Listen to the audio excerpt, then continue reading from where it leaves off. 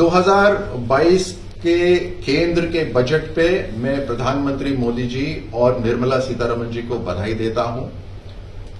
मैं पूरे देश की जनता को बधाई देता हूं कि ऐसे माहौल में जहां दुनिया के सभी देश लड़खड़ा रहे हैं, उनकी अर्थव्यवस्था लड़खड़ा रही है, ऐसे में सबसे तेजी से बढ़ती हुई अर्थव्यवस्था भारत की है और हमारे नेतृत्व ने और हमारे हजारों लाखों जो लोग काम करते हैं अलग अलग सेक्टर्स में, उनकी बदौलत, उनकी ताकत से आज भारत सबसे तेजी से बढ़ने वाली अर्थव्यवस्था है। अब इस बजट के अंदर प्रधानमंत्री मोदी जी ने, हमारे वित्त मंत्री ने एक बूस्टर डोज लगाने का काम करा है ताकि उसी तेजी की रफ्तार से हमारी अर्थव्यवस्था बढ़ती रहे। याद रखिए, हम दुनिया का सबसे बड़ा मार्केट है और इस मार्केट के ऊपर दुनिया के हर देश की निगाह है। उसी तरह से जैसे बहुत लंबे अरसे पहले ईस्ट इंडिया कंपनी की निगाह भारत पे थी, उसी तरह अभी भी निगाह है, लेकिन हम उस समय की तरह कमजोर नहीं है, बहुत मजबूत राष्ट्र है, मजबूत निर्णय हो रहे हैं। अब इस बूस्टर डोज के कारण जो तकरीबन 50 करोड़ हमारे नौजवानों की जो आबादी है पूरे देश के अंदर, वो अगले 100 वर्ष तक इसका ड्राइविंग फोर्स बनेंगे, इसकी ताकत बनेंगे। हम अगले 100 वर्ष तक पूरी दुनिया के अंदर कायम हो जाएंगे एक मजबूत राष्ट्र की तरह। जैसे हम अपने बचपन में कुछ राष्ट्रों के बारे में सुनते थे, पढ़ते थे, वैसे ही भारत के बारे में अब दुनिया के बच्चे पढ़ रहे होंगे। ये उस तरह का बजट है। तकरीबन 35% वृद्धि की गई है इंफ्रास्ट्रक्चर के फंडिंग के अंदर।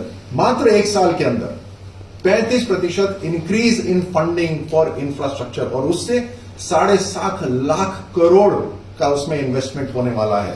प्रधानमंत्री आवास योजना, जो घर बन रहे हैं गांव के अंदर जिनके पास घर नहीं है, उसमें 48,000 करोड़ का उसमें अलॉटमेंट हुआ है। जो घर घर पानी पहुंचाने की जो बात हो रही है, आप सभी के घरों में जो नल से पीने का पानी पहुंचाया जा रहा है, जो कई वर्ष पहले हो जाना चाहिए था, लेकिन धन्य है आज प्रधानमंत्री मोदी जी की वजह से हो रहा है। उसके लिए 60,000 करोड़ एलोकेट हुए हैं। 3.8 करोड़ हाउस होल्ड्स के लिए 60,000 करोड़ अलॉट हुए हैं। अब किसानों के लिए 2.37 लाख करोड़,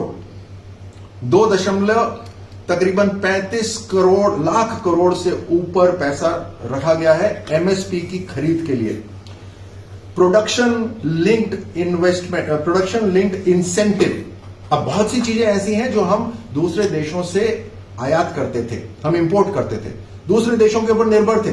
अब वो सारी चीजें आत्मनिर्भर भारत के लक्ष्य से भारत में बननी शुरू होगी और उसके लिए प्रोडक्शन लिंक्ड इंसेंटिव रखा है। जैसे जैसे प्रोडक्शन करोगे, भारत की सरकार आपकी कंपनी में पैसा डालेगी ताकि यहां आपकी जो एक्स्ट्रा खर्चा है वो कवर अप हो जाए और जनता तक वो जो प्रोडक्ट है वो कम कीमत पर पहुंचे। उसके लिए ये इन्वेस्टमेंट करा जा रहा है। और कितना?